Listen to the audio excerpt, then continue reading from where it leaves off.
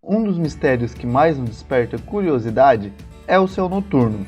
As observações celestes foram fundamentais para a principal revolução humana, a agrícola.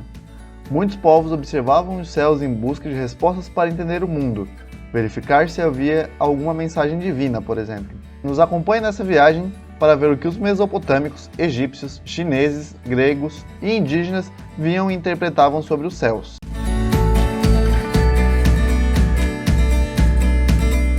A Mesopotâmia, que ficava entre os rios Tigre e Eufrates, no atual Iraque, é berço de uma das civilizações mais antigas que se conhece.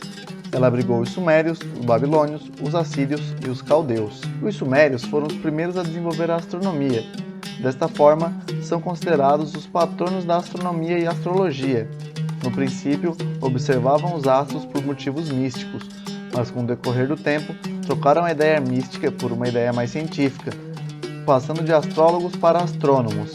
Essa mudança ocorre no primeiro milênio antes de Cristo. Surgem assim as primeiras aplicações matemáticas para exprimir as variações observadas nos movimentos da Lua e dos planetas. Para os caldeus, a Terra era plana, imóvel e flutuava no centro de um grande mar. Uma enorme muralha, muito distante, represava as águas desse mar onde flutuava a Terra.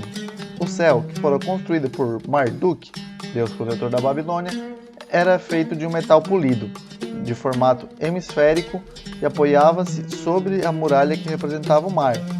Durante o dia, o polimento do céu refletia a luz solar, e à noite, o céu se escurecia para o aparecimento dos deuses, identificados como a Lua, os planetas e as estrelas. Os planetas eram descritos com movimentos bem regulares e com uma imensa precisão, uma vez que seus resultados são muito próximos dos valores modernos. A Lua servia de guia para os pastores mesopotâmicos, que desenvolveram um calendário lunar, cujo fenômeno primordial era a lunação, ou seja, o intervalo de tempo que separa duas luas novas consecutivas. Esse calendário lunar era composto por um ciclo de 12 meses. Cada mês lunar tem duração média de 29 dias, 12 horas, 44 minutos e 2 segundos, ou seja, aproximadamente 29 dias e meio, totalizando 354 dias para um ano lunar. Contudo, por conta da lunação ser variável, esse calendário apresentava duas dificuldades. A primeira, em relação à inadequação entre o ano lunar e o ano das estações, e a segunda, refere-se ao início do mês babilônico ser na noite em que o novo crescente é observado pela primeira vez. Se não fosse realizada uma correção no calendário, ao se passarem 3 anos, a diferença seria de mais de um mês, e ao fim de 9 anos, haveria uma estação inteira de diferença. A solução encontrada foi em ajustar periodicamente o calendário, acrescentando o 13º mês, ajustando o ano lunar ao transcurso das estações. Diferentemente dos povos mesopotâmicos, os egípcios não se interessaram por observações dos eclipses, e suas observações com planetas não eram muito rigorosas. Planetas e estrelas eram associados a deuses, ressaltando a ligação divina entre os faraós e o deus Ra, o Sol. Nessa perspectiva, tem-se as seguintes representações para os 5 planetas conhecidos naquele período da antiguidade: Júpiter, como a estrela resplandecente, ou servidor do sul; Saturno, como estrela oriental que atravessa o céu; Marte, Horus vermelho; Mercúrio, como estrela da manhã e da tarde. A representação de céu na Terra que fundamentava a astronomia e a cosmologia egípcias estava fundamentada no mito da criação. Segundo o mito, o universo era eterno, periódico e recriado sem intervenção externa, e o Sol, Ra, atravessava o corpo de Nut. Com o contexto desse mito, entende-se que o céu é representado pela deusa Nut, e abaixo dela estão os deuses Shu, Ar e Geb, terra. 2 barcos levam o Sol, deus Ra, de um extremo a outro pelo corpo de Nut. O crepúsculo, quando a barca é engolida pela boca de Nut, e alvorecer, quando ele é parido pela deusa. A astronomia egípcia elaborou calendários, utilizado na construção das pirâmides, e desenvolveu instrumentos astronômicos. No caso da construção das pirâmides, ainda há muita especulação. Alguns historiadores adotam a ideia de que elas foram elevadas de acordo com as estrelas, e outros apontam para a ordenação de acordo com os pontos cardeais, baseados no sentido da corrente do rio Nilo. O calendário egípcio era muito mais simples do que o dos babilônicos, pois não se baseavam em estudo dos meses lunares, mas dividiram o ano em 12 meses de 30 dias e 5 dias adicionais. A criação desse calendário não era baseada em eventos astronômicos, mas nos fenômenos das cheias anuais do rio Nilo, transbordavam uma vez por ano com extrema regularidade.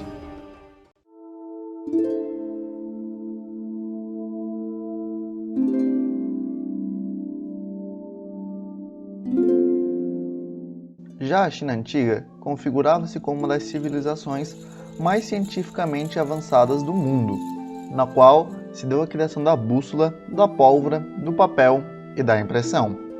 A astronomia chinesa, como a mesopotâmica, foi baseada fundamentalmente em pressupostos religiosos e astrológicos. Há, contudo, muitos obstáculos para reconstruir o conhecimento astronômico chinês, em decorrência de que no ano de 213 a.C., o acervo bibliográfico que se dispunha foi queimado por imposição do Império vigente. Na China antiga havia astrônomos, relojoeiros, astrólogos, geógrafos e arqueólogos que desempenhavam suas funções a fim de entender a demanda do governo. As primeiras inscrições que reportam essas atividades foram em ossos e descreviam observações astronômicas referente aos eclipses da Lua em 1361 a.C., eclipses do Sol em 1216 a.C., além da designação de novae, que dizem respeito a estrelas novas brilhantes. Tais observações faziam-se imprescindíveis para prognosticar os êxitos do governo. Percebe-se assim que a astronomia chinesa tem pelo menos 4.000 anos de história, e a ela é conferido o mais antigo registro de um eclipse solar conhecido. Os astrônomos chineses apresentavam particular interesse nas observações de cometas, o que acarretou na confecção da obra intitulada Livro de Seda, no século V a.C., descoberta em um contexto histórico tumultuoso, apresentando dados precisos e preciosos sobre 29 cometas. Os astrônomos chineses perceberam que a cauda do cometa sempre apontava para a direção contrária ao Sol, bem como identificaram, de modo independente, um método para realizar medidas do raio da Terra análogo ao utilizado pelo filósofo grego Erastótenes. Já no campo religioso, a astrologia chinesa vem diretamente ligada ao seu calendário e seu ciclo animal de 12 anos, conhecido como zodíaco, que levavam como animais o rato, o boi, o tigre, o coelho, o dragão, a serpente, cavalo, carneiro, macaco, o galo, o cão e o javali. Tendo em conta que para saber o seu signo no zodíaco se é baseado nas horas e não nos meses, prosseguindo de 2 em 2 horas. Considerando mais fielmente também qual animal representava o ano que você nasceu, tendo variação de ano em ano, atualmente com o ano do boi. Além do zodíaco, os chineses também relacionavam os planetas aos elementos, tendo como Vênus o metal, Júpiter a madeira, Mercúrio a água, Marte o fogo e Saturno a Terra, podendo todos os eventos, tanto de hora e ano, quanto de posição dos planetas no nascimento da pessoa, influenciasse em sua personalidade. Com as constelações, os chineses determinavam a sorte de uma pessoa, como por exemplo, dentre as 28 constelações chinesas, se alguém nascesse enquanto Órion, conhecida como Shen, estivesse no céu, seria sinal de felicidade, fortuna e longevidade. Ao fim, eles traziam também como influência os 5 elementos, água, madeira, fogo, metal e terra, que eram subdivisões do Yin e Yang, também determinando de acordo com o seu signo lunar, o ano, o mês e a hora de nascimento, a personalidade que teria o indivíduo. Por fim, conseguimos observar superficialmente que a astrologia chinesa traz consigo a tentativa de justificar as personalidades e até mesmo a sorte que as pessoas teriam durante a vida logo em seu nascimento, levando os astros e seu calendário como um grande elemento cultural que permanece até hoje e influencia o mundo todo de diversas maneiras. Ao contrário de outros povos, os gregos buscavam uma explicação menos religiosa para os astros. O ápice da ciência antiga se deu na Grécia, de 600 a.C. a 400 d.C., a níveis só ultrapassados no século XVI. Do esforço dos gregos em conhecer a natureza do cosmos e com o conhecimento herdado dos povos mais antigos, surgiram os primeiros conceitos de esfera celeste, uma esfera de material cristalino incrustada de estrelas, tendo a Terra no centro. Desconhecedores da rotação da Terra, os gregos imaginaram que a esfera celeste girava em torno de um eixo passando pela Terra. Observaram que todas as estrelas giram em torno de um ponto fixo no céu e consideraram esse ponto como uma das extremidades do eixo de rotação da esfera celeste. Falando um pouquinho mais dos gregos que estudaram a astronomia, nós vamos começar por Tales de Mileto. Ele introduziu na Grécia os fundamentos da geometria e da astronomia, trazidos do Egito. Conta-se que em uma das viagens ao Egito, Tales impressionou o faraó, medindo a altura das pirâmides pela observação do comprimento das sombras, quando a sombra de um bastão vertical é igual à sua altura. Tales aprendeu no Egito a teoria dos eclipses do Sol e da Lua, ou pelo menos que esses fenômenos se repetem dentro de um ciclo tal que sua previsão se torna possível. Previu assim, em 585 a.C., um eclipse solar que até hoje é discutido entre historiadores se foi um fato verídico ou algo inventado para engrandecer ainda mais as suas obras. Pitágoras de Samos acreditava na esfericidade da Terra, da Lua e de outros corpos celestes. Achava que os planetas, o Sol e a Lua eram transportados por esferas separadas da que carregava as estrelas. Foi o primeiro a chamar o céu de cosmos. Aristarco de Samos foi o primeiro a propor que a Terra se movia em volta do Sol, antecipando Copérnico em quase 2000 anos. Já Erastótenes, bibliotecário e diretor da Biblioteca de Alexandria de 240 a 194 a.C., foi o primeiro a medir a circunferência da Terra.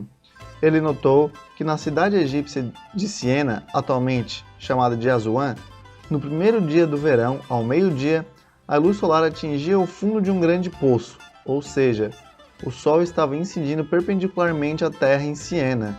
Já em Alexandria, situada ao norte de Siena, isso não ocorria.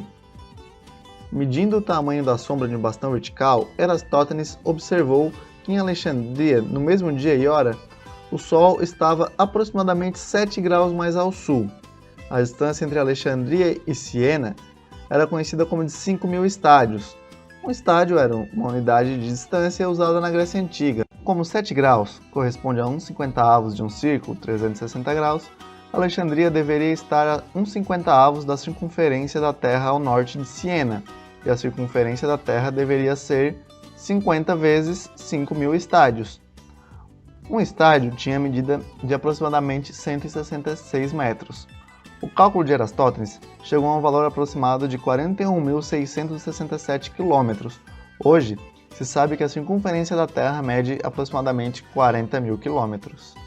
Já Hiparco de Niceia, considerado o maior astrônomo da era pré-cristã, construiu um observatório na ilha de Rhodes, onde fez observações durante o período de 160 a 127 a.C. Como resultado, ele compilou um catálogo com a posição no céu e a magnitude de 850 estrelas. A magnitude, que especificava o brilho da estrela, era dividida em 6 categorias, de 1 a 6, sendo 1 a mais brilhante e 6 a mais fraca, visível a olho nu. Ptolomeu de Alexandria foi um astrônomo grego que viveu por volta de 90 a 160 d.C., na região de Alexandria. Ele é considerado o último astrônomo importante da antiguidade. Seus trabalhos também estavam na área da matemática e geografia, o que era comum para a época. Ficou conhecido pelo seu modelo planetário geocêntrico, publicado em sua grande obra, o Almagesta. Dividido em 13 volumes, esse trabalho aborda desde a matemática necessária para que se apresente as teorias presentes até estudos das órbitas de cada um dos 5 planetas visíveis a olho nu. Mas não muito distante da gente, os indígenas brasileiros também estudaram durante muito tempo o movimento dos astros. Um fato bem interessante é que os tupinambás atribuíam à Lua o fluxo e o refluxo do mar e distinguiam muito bem as duas marés cheias que se verificavam na Lua cheia e na Lua nova, ou poucos dias depois. Além disso, a maioria dos antigos mitos indígenas sobre o fenômeno da pororoca, que traz uma grande onda do mar para os rios volumosos da Amazônia, mostra que ele ocorre perto da lua cheia e da lua nova, demonstrando conhecimento por esses povos da relação entre as marés e as fases da lua. Somente em 1687 Isaac Newton demonstrou que a causa das marés é a atração gravitacional do Sol, e principalmente da Lua sobre a superfície da Terra. Esses fatos mostram que, muito antes da teoria de Galileu, que não considerava a Lua, os indígenas que habitavam o Brasil já sabiam que ela é a principal causadora das marés. Existem alguns painéis de arte rupestre que, além do Sol, da Lua e de constelações, parecem representar fenômenos efêmeros, como a aparição de um cometa muito brilhante, um meteoro, uma conjunção de planetas ou um eclipse, que alteravam a ordem do universo e amedrontavam o povo, sendo, portanto, registrados. Os indígenas observavam os movimentos aparentes do Sol para determinar o meio-dia solar, os pontos cardeais e as estações do ano utilizando o gnomon, que consiste de uma haste cravada verticalmente no solo, da qual se observa a sombra projetada pelo Sol, sobre um terreno horizontal. Ele é um dos mais simples e antigos instrumentos de astronomia, sendo chamado de Quarai-Raanga, em Guarani, e Quaraci-Rangambá, em Tupi antigo. Um tipo de gnomo indígena que temos encontrado no Brasil, em diversos sítios arqueológicos, é constituído de uma rocha, pouco trabalhada artificialmente, com cerca de 1,5 metros de altura, aproximadamente em forma de tronco de pirâmide e talhada para os 4 pontos cardeais. Ele aponta verticalmente para o ponto mais alto do céu, chamado zênite, sendo que as suas faces maiores ficam voltadas para a linha norte e sul, e as menores para leste e oeste. Em volta do gnomon indígena, há rochas menores, seixos, que formam uma circunferência e 3 linhas orientadas para as direções dos pontos cardeais, e do nascer e do pôr do sol, nos dias do início de cada estação do ano, solstícios e equinócios. Em geral, o zênite é o domínio do deus maior da etnia considerada. Os pontos cardeais são os domínios dos 4 deuses que o auxiliaram na criação do mundo e de seus habitantes. Os pontos colaterais são domínios das esposas desses deuses.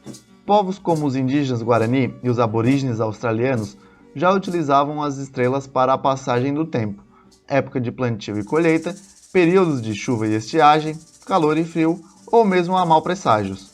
No entanto, a associação de estrelas para formar figuras varia de acordo com diferentes culturas e civilizações, pois depende da imaginação de quem olha para o céu. Por exemplo, na constelação que civilizações ocidentais chamam de Escorpião, os guaranis veem a figura do Boitatá. As constelações também podem ser utilizadas para orientar direções como se fossem uma bússola, especialmente o Cruzeiro do Sul, que também é capaz de apontar os pontos cardeais e as estações do ano. Esse foi apenas um aperitivo e resumo do que esses povos interpretavam sobre o céu. Ainda há muito mais. É importante ressaltar a perspicácia que todos estes povos tiveram ao desenvolver métodos próprios, embasados nas suas culturas e nos conhecimentos de que dispunham, para solucionar os problemas e inquietações inerentes ao contexto histórico e social em que viviam. Muitas de suas análises rudimentares e sem os recursos que nós temos hoje se mostraram incrivelmente precisas.